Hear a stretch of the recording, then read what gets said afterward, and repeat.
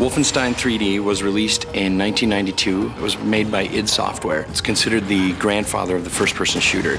Basically, we're taking the origins of Wolfenstein and bringing it into the next gen. So things visually are way more over the top, but we're still dealing with Nazis, zombies, monsters, all that cool stuff that you saw in the original Wolfenstein.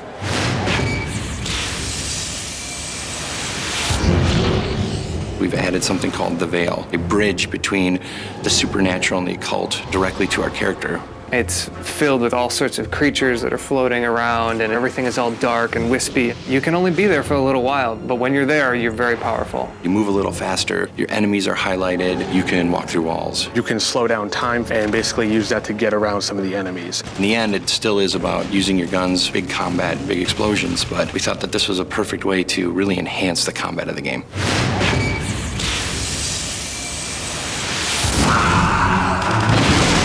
We looked at some of the weapons that were big hits in Wolf 3D and Return to Castle Wolfenstein. We took the flamethrower, put it in our game, and cranked it up another notch. We've also added some other more science fiction weapons that you don't normally see in a World War II game. So we have a particle cannon, for example. It can disintegrate enemies and have them scream. It's really one of the most fun weapons to ever play. We've been really conscious here at Raven, looking at the legacy and then trying to continue along those lines and develop the weapons, but to keep that heart and soul that is Wolfenstein.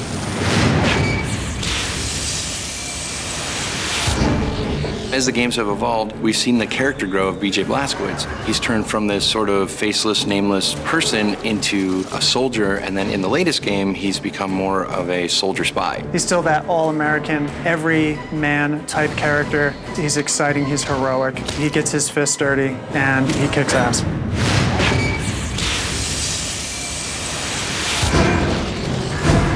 This time around, with the Veil, we've been able to introduce a whole brand new type of creatures that only live in this place. The Despoiled is actually one of the human characters that gets changed over time by some unforeseen things that will be divulged later. Makes him a little more powerful and kind of mindless, which is a little scary. We put as much personality on the other characters as we can, and we let BJ just be whoever the player is that's actually driving the game.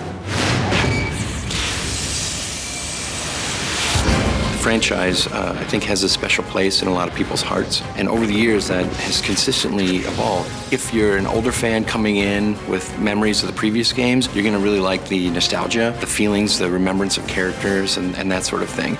I think as a newer fan, you're going to get introduced to fast action, big combat, really powerful weapons, interesting characters, and things like that. The previous game was 5-6 years ago now. Technology has come a long ways, and we've been able to do things that you could never have done before. There was a lot of expectations for us to continue this license with the power that it deserves and the love that it deserves. So having the opportunity to work on it has just been really awesome.